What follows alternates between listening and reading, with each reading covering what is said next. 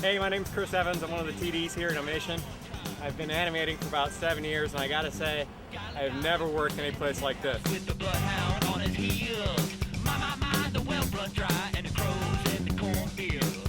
Golly, hillbilly hollers, my only remedy. The process is pretty simple. You start with the script, and then you record the actors' voices.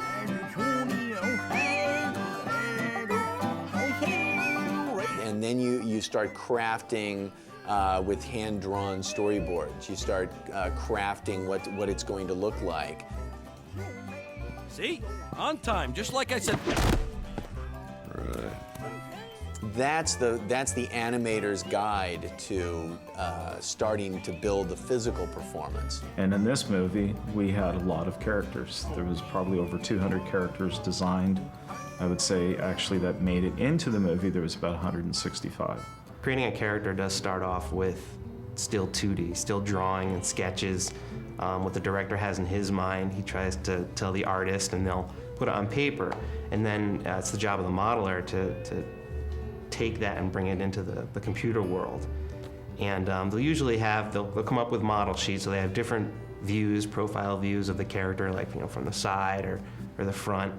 So the modeler can then know what it looks like from different angles. And then they'll start modeling it in the computer, pulling points, trying to get to match up to the drawing. And then that'll go through several approvals back and forth. How we get rid of the ones we don't like. I think these are both great, and I don't think they need any more edits. I come in and I start getting my hands in there and trying to establish what they could look like. And I offer, usually, depending on the character, 2 to 3 options to the director. And then we look at it, opens discussion. A lot of times, sometimes it'll be something that will be approved on the spot. Sometimes I have to go back to the drawing board and revisit some revisions. Here you're seeing the initial model, which was grayed out, and I've gone in and actually painted where we could have hair. This is showing us different color variations on the eye. At the time, one was to be cataract and the other one to be just normal. So basically, there's some different hues that we were looking at. Well, this is Danny Glover's character in the movie Miles. So you have your actual model on the bottom, and then I obviously brought his photograph in, and one of the things I noticed is that he likes to keep a little stubble and try to incorporate that into his character. So that is there. Did try a gold tooth, which did not get approved. Well, we had 109 versions of Otis. And it wasn't frustrating for anybody by no means. We knew that was going to happen. Yes, Steve was very, very involved. All the main characters were like that, every single one of them. Cabbage Patch is a pretty important scene in the film, although short. I wanted to convey beauty and really elegant shots. So did a lot of research on the way of ground and skies and colors and what was going to really sell that.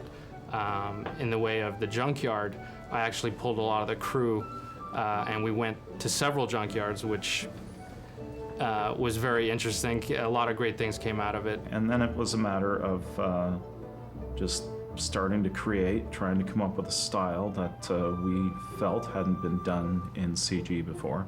It's a very curvy, round location, which goes well with the characters. Whereas if you look at a lot of other CG films, it's more architectural. And we even tried to take the square architectural stuff out of the buildings. The buildings have a little warp to them, a little wonkiness, what we call wonkiness in the industry, where lines, instead of going like that, they've got some curves to it. Then you've got the props, and props generally are things like cars or anything that a character touches, picks up. So anything else that has to move within the set, within the environment, that all has to be created.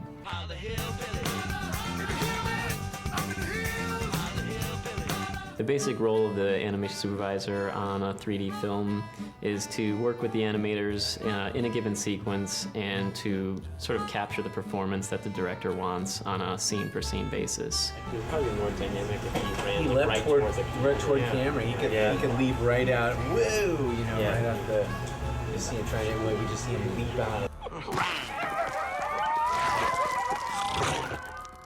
To begin the sequence, we'll sit down with sequence first, and we'll go through it and decide which animators would be best for what shot. We'll cast them based on their talents. And so you go through that, then get your animators together, go through it with Steve. He'll tell you what he's looking for. More specifically, he'll know, like for this one, he wanted Otis to really be like off balance. And so you'd show it to him, he'd be like, no, more. It's gonna be fun. It'll be funnier if he's more off balance. You know, so the animators will go back and put that in. One of the biggest challenges as an animator is to convey the proper feeling that the director wants. You know, if there's a scene, you know, where something happened to someone, you really need the character to, you need to convey to the audience that, you know, this is a sad moment, it's a touching moment. You want the audience to feel something. There's one scene where Daisy and Otis are lying down on these chaise lounge chairs. And it's just the subtlety of the eye blinks, the way he moves his eyebrows. Those are the ones that are so tough to do. But if they're believable, you forget you're looking at an animated cow. And I think there's a lot of that in this movie. Everybody across the land, gather around. Do 2-step when the sun goes down. Even telephone from the county seat. What? 2-step it. The way the motion capture system works is we suit up the capture subject that we're going to be capturing with a Lycra suit, and we attach to that these hyper-reflective markers. The way these work are much the same way as street signs or the reflective material you get in some sports clothes. The cameras have got little red circles around them which shine out light, which these markers reflect back.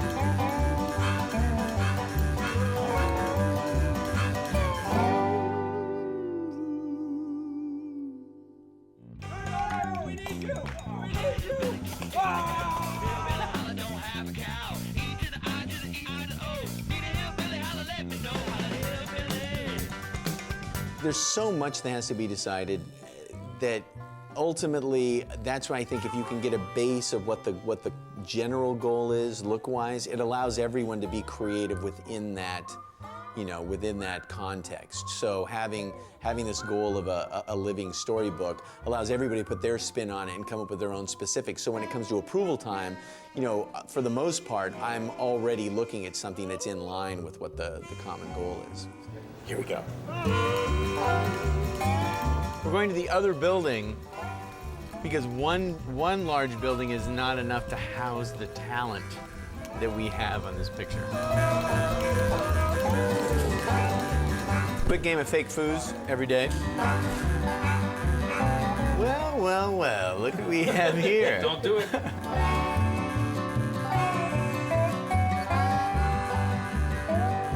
This may be a bad idea, but eliminate his hands. I mean, I said it may not be the best idea, but I think it's important we throw it out there. Just let's see. Yeah. The problem's gone. It might create a new one. Interacting with Steve-O is definitely a fun time. It's you know, he's a great piece of reference in terms of just performance and things like that. He has I mean, he's a funny guy, so we have and this is a funny film, so several of the scenes and things like that, if he wanted to say, oh, this is exactly how Freddy should do this weird thing, he'll just get up and do it.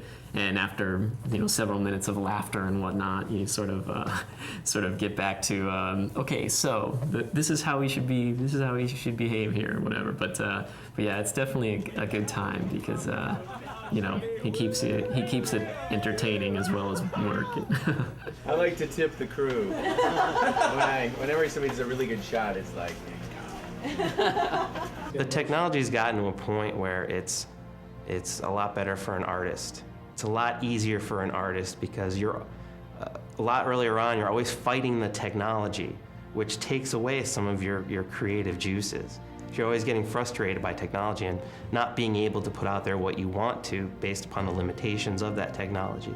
Now it's to a point where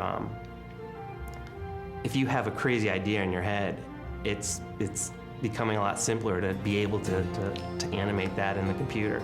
Well, I started my career in 2D, and when I first entered 3D, I'm blown away what we can do now. And so, yeah, I mean, it's endless, and the amount of people that are able to get involved in 3D even is great, because, you know, early on it was a pretty selected few and very, very expensive. I think it's a performance thing. I think the enjoyment of animation is sort of in creating a performance and sort of bringing things to life that you otherwise wouldn't be able to in your own way, and what you can lend to a scene. It's a little part of yourself when you're animating a scene. It's sort of like it's almost as if you're putting yourself on the screen, and when you're happy with it, if it comes together, it's pretty rewarding. It's like having a baby.